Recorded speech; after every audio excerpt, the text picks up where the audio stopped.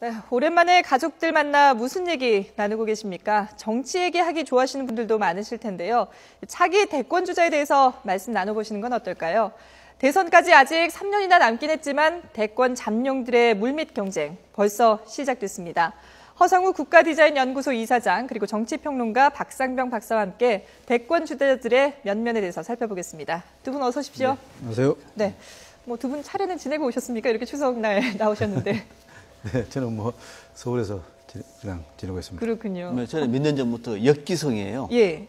제가 이제 차례를 모시고 오전에 차례를 모시고 부모님이 올라오시는데 올해는 못 오신다고 그래서 네. 저희 지내고 오후에 한가한 틈을 타서 방송 출연도 하고 모처럼 여유 있게 지내고 있습니다. 그러시군요. 네. 이제 두 분 다 서울에서 여유 있는 시간을 보내고 계신데 지금 뭐 보면은 세월호 참사다 또 잇따른 군 사망 사건이다 해서 이 뭐 정부와 정치권의 여러 불신들이 지금 계속해서 이어지고 있지 않습니까?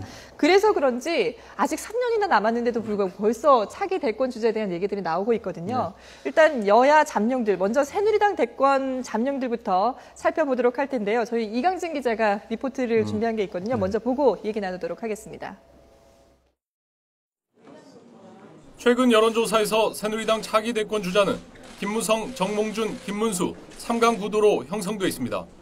김무성 대표가 여야 전체 선두권으로 치고 나선 가운데 김문수 전 지사도 상승세를 타고 있습니다. 김무성 대표는 일단 대권 도전에는 선을 그었습니다. 현재 생각이 없습니다. 제발 좀 부탁드리는데 저와 관련해서 대선 관련 질문 좀 하지 말아주시기 부탁 말씀드리고 또 여론조사 기관에서 대권 주자로서 제 이름을 빼주시기를 부탁드립니다.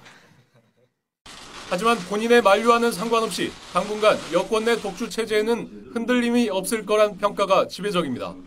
세월호 전국에서 집권 여당 대표로서 해법을 찾아내는 것이 첫 시험대가 될 전망입니다. 김문수 전 경기지사는 730 재보선에 나가지 않는 대신 민생 속 자기 쇄신을 선택했습니다. 당의 대들보로서 역할을 해주시라는 그런 바람을 가지고 있습니다. 근데 선당구사가 그 자리가 아닌 것 같아요. 민생 속으로 더 낮은 데에 제자리가 있지 않느냐. 경기지사 시절에 민생 택시 행보를 이어가기 위해 새누리당의 텃밭인 대구에서 택시 면허 취득에 나선 점도 눈여겨볼 만합니다. 서울 시민 여러분에게 감사드립니다. 시민 여러분의 선택을 겸허히 받아들입니다. 서울시장 선거에서 패한 정몽준 전 의원은 당분간 통일 외교 분야 연구에 전념하며 반전의 계기를 노리고 있습니다. 최근 헨리 키신저 전 미 국무장관을 만나 북핵 문제를 논의하기도 했습니다.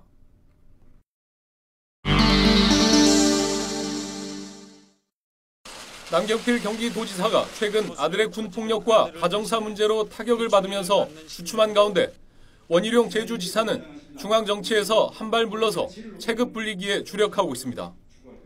이런 가운데 최경환 부총리도 경제정책의 성패에 따라 대권 주자로 급부상할 수 있다는 전망이 나오고 있고 영남권에서는 김태호 최고위원과 홍준표 지사가 대권 후보군으로 분류되며 전략을 가다듬고 있습니다. YTN 이강진입니다. 네, 이렇게 여권의 대권 주자들, 차기 대권 주자들을 살펴봤는데, 뭐 김무성 대표는 여론조사에서도 자기 이름을 빼달라, 그리고 자기를 그 질문을 하지 말아달라, 대권과 관련해서는 질문을 하지 말아달라라고 얘기를 하긴 했지만, 어쨌든 명실상부한 지금 여권의 1위 대권 주자 아니겠습니까? 네, 어쨌든 뭐 지금 그 빅3 소위 말하면 여당에서 빅3죠. 김무성 그리고 김문수, 정몽준 세 사람인데 어쨌든 자기 위치에서 성공 여부가 달려 있다고 봅니다. 아까 이제 그 8월 20일 날인가 그 프레스센터에 열린 그 아마 인터뷰에서 자기는 빼달라 이랬는데 어떻게 보면 또 강한 부정은 강한 긍정을 의미할 수도 있는 거죠. 그러나 가장 중요한 것은 김무성 대표가 지금 이제 대표 출범한 지 한 2달 조금 되죠. 그러다 보니까 앞으로 남은 기간 동안 대표의 어떤 성공적인 대표가 어떻게 마무리를 하느냐에 따라서 아마 그 대권 주자의 강력한 후보로 대두될 것이다. 그리고 지금 가장 가까운 거는 이번 추석 세고 나서 혁신위원회, 당내 혁신위원회를 어떻게 꾸리고 그 꾸린 상태에서 어떻게 그것을 실천하느냐. 실천 여부에 따라서 국민들이 과연 그동안 이제 갖고 있던 김무성 대표였던 갖고 있던 이미지 이런 것들을 전환할 수 있는 좋은 아마 계기가 되지 않겠나 이렇게 봅니다. 그리고 이제 김문수 지금 전 지사 같은 경우는 물론 여러 가지 장점도 있습니다만 이미지 확장 부분에서는 굉장히 좀 약한 부분이 있습니다. 왜냐하면 그렇기 때문에 이제 자꾸 이제 민생 속으로 들어가서 뭐 이번 추석 때도 보니까 대구에서 택시 기사 택시 체험도 하고 뭐 이렇게 하지 않습니까? 또 꽃동네에 가기도 하고 이러는데 이런 것들이 대개 보면 이제 다른 후보에 비해서는 조금 이미지 확장성이 조금 떨어지는 경우가 있습니다. 그렇기 때문에 아마 이런 부분들을 지속적으로 아마 할 가능성이 높다 이래 보죠. 그 김문수 지사나 다른 그 잠룡들에 대한 얘기는 조금 이따 또 좀 더 구체적으로 해보기로 하고요. 일단 김무성 대표에 대해서 좀 더 얘기를 해보자면 지금 8주째 여권 차기 주자 지지도 부분에서는 지금 뭐 8주째 1위를 달리고 있거든요. 어떻게 보시나요? 그럴 것 같아요. 지금 제가 보더라도 여당 쪽에서 차기 대통령과 관련해서 연결시킬 수 있는 사람이 국민들 눈에는 김무성 현 대표 외에는 많지가 않습니다. 김문수 지사 전 지사도 유력하긴 합니다만 지금 조용한 행보를 하고 있지 않습니까? 그렇죠. 당 내에서도 지금 맡고 있는 게 없고 하니까요. 그렇습니다. 조용한 행보이기 때문에 금방 눈에 들어오지 않고 또 정몽준 전 의원 같은 경우에는 이미 서울시장 패배하고 물밑으로 들어간 상황이기 때문에 눈에 당장 보이는 사람은 김무성 대표밖에 없어요. 근데 우리가 이제 지금 차기 대통령을 얘기합니다만은 아주 멀리 남았습니다. 그렇죠. 3년이나 남았죠. 굉장히 많이 긴 시간입니다. 한국의 정치 타이밍으로 보면은 거의 한 30년 정도 남았는 시간을 보시면 돼요. 수없이 바뀝니다. 그래서 아직은 좀 때가 이르긴 합니다만은 지금 국민들이 볼 때 이번 추석 민심제도 아마 차기 대통령을 얘기한다는 것은 두 가지 메시지가 있는 것 같아요. 하나는 대통령이라는 자리가 얼마나 중요한 자리를 뼈저리게 느끼고 있는 겁니다. 대한민국은 5년 단임제 대통령이 얼마나 큰 파괴력이 있는지 잘 뽑으면은 그 대통령이 5년도 짧은 시간이고 잘못 뽑으면 너무너무 긴 시간입니다. 국민들은 견디기 어려울 정도의 긴 시간. 대통령을 얼마나 잘 뽑아야 되는지를 알 수 있는 거고. 또 하나가 뭐냐면 지금 정치 자체가 실종돼 버리는 바람에 전체적으로 우리 국가의 리더십에 대해서 많이 고민하고 있는 것 같아요. 여야를 막론하고 대통령까지 포함해서 도대체 대한민국의 리더십은 누가 됐냐. 그러니까 대통령 얘기를 나올 수밖에 없고 박 대통령은 그런데 침묵하고 있는 상황이다 보니까 대통령 얘기를 할 텐데 아무튼 이 새누리당 안에서는 가시적으로 눈에 띄는 인물은 제가 볼 때는 김무성 대표인데 다만 방금도 제발 부탁드린다고 그랬으니까 부탁드리면서 불구하고 얘기를 하면 또 얼마나 아프겠습니까? 그럼에도 불구하고 당내 1위라고 얘기하는 건 그만큼 저는 책임과 기대가 크다라고 하는 국민 뜻으로 받아주면은 오히려 합당한 해석이 될 것 같습니다. 말씀하신 것처럼 시간이 아직 많이 남아있기 때문에 어떤 변수들이 있을지 그래도 모르겠는데 이제 지금 이제 변수가 그래도 어쨌든 아무리 시간이 남아있다 하더라도 여론조사에서 1위가 나온다는 것은 그만큼 이제 말씀하신 대로 국민들이 굉장히 기대가 크다는 거죠. 그 기대라는 건 무엇이냐 우리가 생각해보면 지금 이 여당의 대표라는 것은 되게 보면은 우리가 과거의 여당 대표라는 것은 어떤 자리를 지키기 위한 대표 역할이 많았거든요. 근데 지금 이제 새로 전당대회를 통해서 당선되기 때문에 과연 정부에다가 바른 소리를 할 수 있을까? 김무성 대표는 할 수 있을 거다. 이런 아마 생각들을 하는 부분들이 많은 것 같아요. 그러다 보니까 김무성 대표에게 그는 기대가 좀 크다. 김무성 대표도 쓴소리를 하겠다라고 얘기를 했잖아요. 쓴소리 하겠다 이거 뭐 어쨌든 지금 조금씩 하고 있고 또 하나는 뭐냐면 지금 특권 내려놓기인데 어쨌든 뭐 본인부터 뭐 점심 때 술을 안 먹겠다 하고 그리고 또 뭐 어쨌든 외국 갈 적에는 이코노미 타고 제일 낮은 클래스를 타고 가겠다도 얘기하고 뭐 어쨌든 그런 아주 그 낮은 단계에서부터 실천할 수 있는 당장 실천할 수 있는 것부터 해서 좀 시간을 두고 실천할 수 있는 것까지 나름대로 단계별로 본인 스스로 특권을 내려놓으면서 이렇게 국회 전체의 파괴 효과를 넣으려고 하는데 다만 요번에 이제 송강호 의원 체포동의안 부결 때문에 상당히 그 좀 약간 뭐 이렇게 이미지가 좀 깨졌습니다만은 나름대로 그러나 대표로서 비록 부결은 됐지만은 그래도 부결 전에 대표였던 단호한 입장 이런 것들 보임으로 해서 좀 그래도 여러 가지 그러니까 여야를 떠나서 일반 국민들이 그래도 김무성 의원한테 그는 기대가 조금 그래도 어떤 보통 그 대표보다는 좀 더 강하게 요구된다. 이렇게 봐야 되겠죠. 전반적으로 이제 좀 긍정적으로 평가를 해주셨는데, 근데 김무성 대표에 대해서 단점으로 꼽히는 것이 방금 뭐 특권 내려놓기를 본인이 하고 있다라고 말씀을 하셨지만 보수 혁신이라고 내걸고 있는 이 당 혁신이 아직까지는 좀 지지부진하다라는 이런 비판적인 시각도 있고요. 또 이번 그 세월호 특별법과 관련해서 너무 이완구 원내대표에게 일임하고 자신은 좀 물러나 있는 게 아니냐 이런 얘기들도 지적이 나오고 있거든요. 오늘 이제 두 가지로 봐야 될 것 같아요. 본인이 이제 보수 아이콘을 자처를 했지 않습니까? 보수 개혁이라는 것은 하루아침에 되는 건 아니거든요. 그러나 방향은 잘 잡았다고 봐야 됩니다. 왜냐하면은 보수가 개혁을 하지 않으면 정말 우리나라가 굉장히 전체적으로 흔들릴 수가 있거든요. 과거도 모든 역사에서 보면은 진정한 개혁과 혁신은 보수가 해줘야 됩니다. 보수가 또 기득권을 내려놓지 않으면 나라가 방향이 잡히지 않습니다.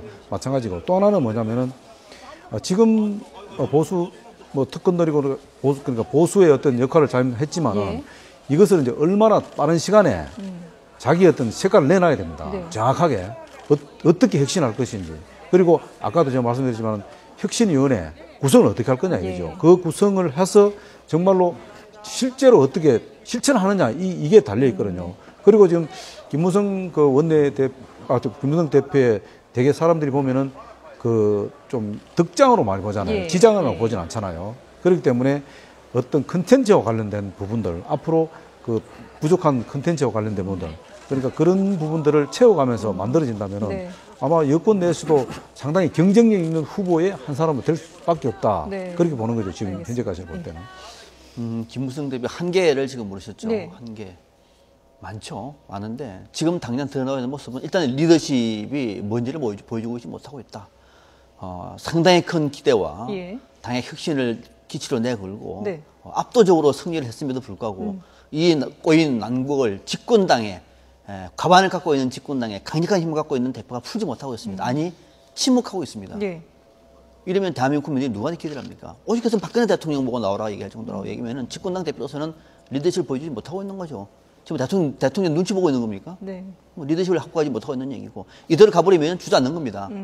두 번째 한계는 뭐냐면은 보수의 혁신을 내걸었는데 혁신커녕은 지금 혁신을 거부하고 있는 이미지로 보이고 있는 것 같아요. 뭐냐면은 당이 이번에 체포동의안 봐보세요.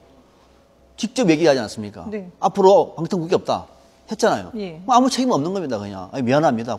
국회의원 개인이 알아서 살고 이런 정도가 됐습니다. 그럼 앞으로 또 혁신 얘기한다. 그럼 믿을까요? 강한 이미지를 누군가 책임을 묻고 전면에 나서는 거죠. 왜? 본인이 직접 말했기 때문에. 그 국민들이 방송국에 안 한다고 그러는데도 불구하고 아무 일 없다는 것이 다시 민생만 나가지고 한다는 그런 모습 자체는 김무성 대표의 그 무게감을 서로 떨어뜨리게 만드는 당내 보수 혁신이라고 하는 아이콘 자체를 스스로 이미지를 쇠퇴시키는 그런 방식이기 때문에 그런 부분에서 부족하다는 두 가지 정도 압축해서 말씀드렸습니다만 아직은 좀 판단하기 이릅니다만은 초기에 나와 있는 모습은 당초 기대보다 미치지 못하고 있는 것은 사실입니다. 그 부분에 대해서 조금 저는 다른 개념 갖고 있는 게 짧겠습니다. 다음 지금 남아있는 잠룡 지금 이야기하는 두 가지 지적해 주셨는데 지금 이제 야당과의 지금 그 어떤 그 대화를 하지 않는다. 그리고 지금 세월호 관련해서 이제 일선 물러서 있다 하는 문제하고 또 하나는 뭐냐면은 혁신하는데 좀 실제로 혁신할 건가 하는 부분이에요. 그런데 그래 봅니다. 하나는 뭐냐면은 세월호 관련된 것은 야당의 어떤 그 협상 대야 창구가 지금 박영순 원내대표하고 비대위원장으로 좀 같이 돼 있잖아요. 그러다 보니까 야당에서 그 2차 협상을 깼기 때문에 사실은 원내대표와 원내대표를 만나야 되는데 지금 비대위원장하고 나눠지면은 틀림없이 만날 겁니다. 비대위원장하고 김무성 대표가 만나는데 지금은 겸직하다 보니 좀 그렇고 그 다음에 지금 그 방탄국회 만드는 거는 물론 뭐 책임이 있죠. 뭐 이야기했기 때문에 그러나 그 부분은 인신을 구속하는 부분이기 때문에 당론을 정하기 굉장히 어렵습니다. 그렇기 때문에 그거는 개인한테 맡기는 문제 그것을 혁신하고 연관시키는 건 조금은 무리가 있지 않나 좀 지켜봐야 할 사항이다. 지금 뭐 여권에 아무래도 지금 선두를 달리고 있는 그 잠룡 후보이기 때문에 저희가 많은 얘기를 나눠봤는데요. 이어서 그 김문수 경기지사 전 지사 앞서도 잠깐 언급을 해주셨습니다만은 김문수 지사 같은 경우에는 보수와 이 진보를 아우르는 그런 색깔이 없다. 어떻게 보면은 뭐 장점이 될 수도 있고 단점이 될 수도 있는데 이런 또 이미지가 있다고 얘기를 하거든요. 저는 지금 거론되고 있는 인물들 중에서 보수 쪽에서는 김문수 전 지사만큼 내공이 있는 정치인은 별로 없다고 봅니다. 상당한 내공을 갖고 있는 인물이다. 그런데 그런 내공이 있고 정책 능력도 있고 살아온 인생의 삶도 그렇고 스토리도 그렇고 의지도 그렇고 정치에 대한 권력 의지도 다 좋은데 다만 김문수 전 지사 하면 떠오르는 것이 이미지가 별로 없어요. 국민들이 잘 모릅니다. 거기다가 또 앞서 보수 진보를 아우른다 그러는데 그러다 보니까 특별한 컬러가 없어요. 그러다 보니까 딱 와닿는 어떤 이미지가 약한 것이 결정적인 한계다. 이렇게 말씀드리겠습니다. 그렇군요. 뭐 지금 택시 운행하면서 이제 민심을 좀 더 찾아보겠다라고 얘기를 했고 정몽준 전 의원 같은 경우에는 뭐 미국 방문해서 헬리 키신저 전 미국 국무장관을 만나기도 했는데 아직까지 이렇게 좀 이렇단 뭐 뚜렷한 행보는 보이지 않고 있는 것 같긴 해요. 그렇죠? 뭐 최근에 이제 연구소 뭐 해밀을 향한 뭐 희망 거기 이제 연구소도 좀 보강하고 네네. 또 좀 여의도에서 저 연구소를 마포로 또 옮겼더구만요. 보강하고 또 그 사이에 오면서 뭐 여러 가지 이제 개인적인 활동을 하고 있는데 네. 그러나 지금 7선 의원이기 때문에 네. 다음에 뭐 어떻게 보면 뭐 8선 한다 해서 큰 의미가 없거든요. 그러다 보면은 그래도 역시 당내 이제 경선을 통해서 대선 준비를 하지 않겠나 그렇게 지금 생각하고 있습니다. 예, 알겠습니다. 자, 이번에는 야당으로 넘어가 보겠습니다. 야당 취재하고 있는 김대근 기자의 리포트를 먼저 보고 역시 얘기 나눠보도록 하겠습니다. 야권은 박원순, 문재인, 안철수 3명이 오랫동안 3강 구도를 유지해왔습니다. 지방선거와 재보선을 거치면서 박원순 서울시장이 선두권에 이름을 올렸고 안철수 의원은 하락세가 뚜렷합니다.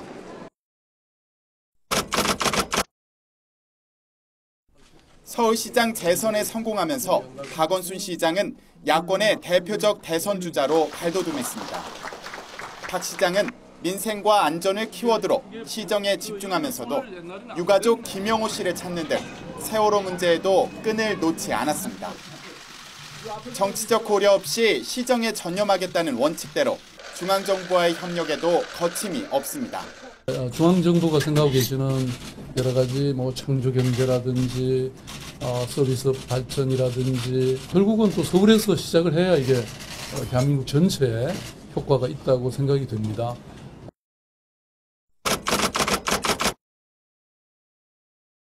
지난 대선 패배의 서력을 벼르고 있는 문재인 의원은 세월호 전국의 중심에 뛰어들었습니다. 김영호 씨와 함께 단식을 하며 당내 강경 여론을 형성하는 계기를 만들었고 청와대와 여당에 맞서는 구도를 주도했습니다. 청와대나 또 대통령이나 또 정부의 곤란한 일이 생기지 않을까 하는 또 그런 계산들 버리고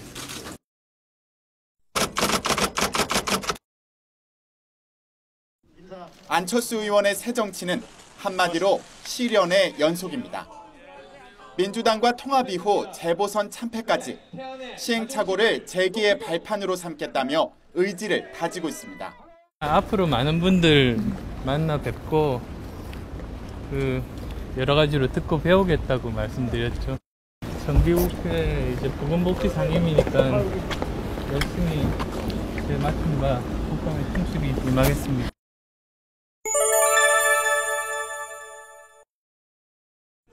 김부겸 전 의원은 새정치연합의 불모지인 대구에서 40%를 얻으며 지역주의를 타파할 정치인으로 가치를 인정받았고 안희정 충남지사는 재선에 성공한 40대 젊은 도지사로 차기 대권 주자의 발판을 다지는 중입니다. 영남권의 김두관 전 지사와 호남권의 정동영 고문이 치고 나올 기회를 노리는 가운데 박영선 원내대표는 세월호 전국에서 입은 리더십의 상처를 얼마나 최소화하느냐가 관건입니다. YTN 김대근입니다. 네, 이렇게 보셨는데 지금 뭐 박원순 서울시장 얘기를 제일 먼저 해야 될 것 같아요. 이번 최근에 발표된 그 여론조사에서 보면은 18.6%로 차기 대권 1위를 차지를 했거든요. 베스트 카드입니다. 예. 베스트 1등입니다. 1등. 카드로서 1등인데 결정적인 한계가 뭐냐면 네. 본인이 서울시장직을 충실히 이행을 하겠다고 얘기했습니다. 예. 이번에 4년 임기 처음 하는 겁니다. 네. 4년 임기 서울시장 중간에 접고 출마를 해야 되거든요. 그렇죠. 그게 상당한 부담. 박원순 스타일에는 맞지 않은 거죠. 이게. 그래서 제가 볼 때는 차차기 정도는 베스트 오브 베스트가 될 텐데 이번에 만약에 중간에 서울시장을 그만두고 만약에 대신 출마한다 할 경우에는 상당한 역풍이 우려되는 측면이 있다. 그 외에는 지금 야권 중에서는 여러 가지 모든 면에서 보더라도 나는 베스트 카드다. 네, 뭐 저도 뭐 그 부분에 동의합니다만 딱 한 가지 뭐냐면은 아무리 베스트 카드라 하더라도 일단은 제도권으로 정식으로 들어와서 검증받은 적이 없습니다. 솔직히 왜냐면 1점 반의 어떤 서울시장을 한 거 외에는 없기 때문에 아까 얘기한 대로 뭐 물론 약속을 안 지키고 제도권을 들어오면 문제가 있겠습니다만 그러나 저는 그보다 더 중요한 것은 앞으로 4년 아니면 3년 동안 서울시를 어떻게 발전시키고 서울시를 어떻게 잘 운영할 것인가 거기에 굉장히 달려 있다고 봅니다. 그래서 어떻게 보면은 제도권을 들어오기 위한 하나의 어떤 뭐 방법론을 찾을 겁니다. 반드시 그 찾는 과정에 있어서 얼마나 본인의 어떤 존재감을 나타낼 것이 그 부분에 굉장히 역할이 크다고 봅니다. 그렇군요. 그리고 이제 세월호 전국에서 이 단식에 동참을 하면서 또 가장 주목을 받았던 사람이 바로 문재인 의원이 아닐까 싶은데요. 박원순 시장은 패스트 카드, 예. 문재인 의원은 리얼 카드. 어떤 의미인가요? 실질적으로 예. 새정치민주연합 안에서 대선에 출마할 가능성이 높은 사람들 중에서 가장 지지율이 높아요. 예. 나머지는 시장이거나 도지사거나 아니면 좌파당이 있습니다. 그나마 대통령 선거에 나설 수 있는 인물 중에서는 가장 지지율이 높기 때문에 예. 리얼 카드다. 실제로 지난 대선에서도 많은 후보였고 리얼 카드였고 받았고요. 예. 그래서 리얼 카드다 이렇게 말씀드렸는데 그러나 한계가 뭐냐면은 나서는 순간 야권 지지층을 또 길집하기 어렵습니다. 결정적인 한계죠. 친노와 비노의 그럼 야권이 또 분열되는 거고. 그러면은 새누리당이 제일 좋아하는 카드입니다.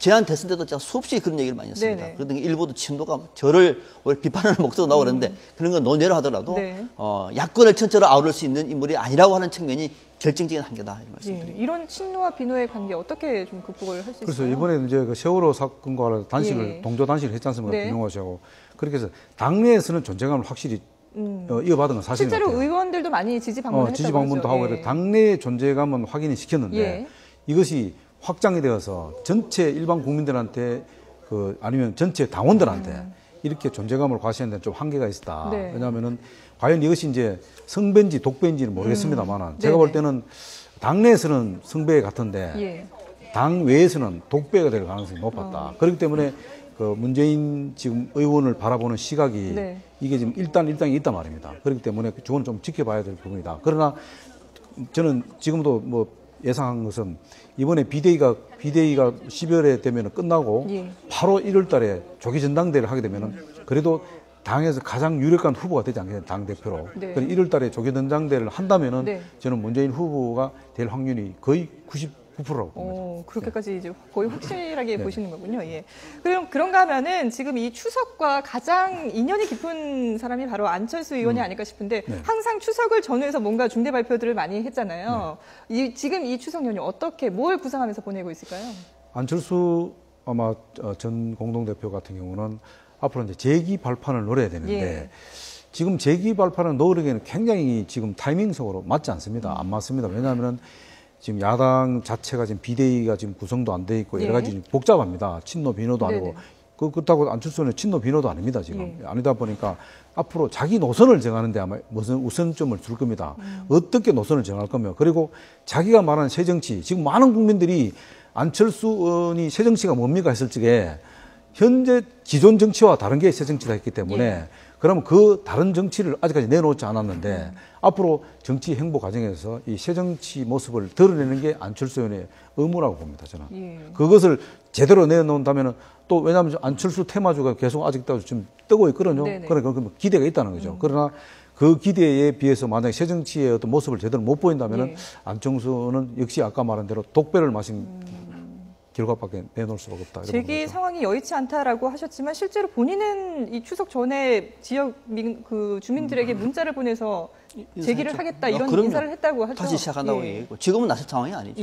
책임을 지고 공동대회에서 물러났는데 나설 상황은 아닌데 앞서 패스트 카드, 리얼 카드. 저는 이번에는 매직 카드라고. 매직 카드. 왜냐하면 지금 밀려나 있습니다. 막판에 부상할 수가 있기 때문에 그러시고 또 거기다가 새정치의 눈물.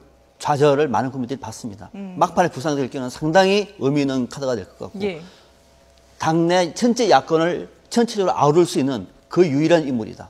안철수. 그래도 이들 주저앉으면 끝이라고 하더라도 다시 부상할 경우에는 상당히 매력적인 카드가 될 것이다. 매직 카드 이렇게 결론을 내리겠습니다. 매직 카드 한마디만 말씀드리겠습니까?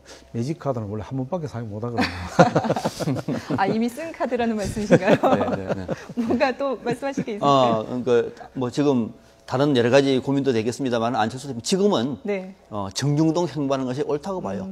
책임질 때는 철저하게 책임을 지고 지도부에 힘을 실어주고 뒤에 국민이 필요할 때는 준비된 힘으로 폭발할 경우에는 진짜 매직 카드가 될 수가 있다.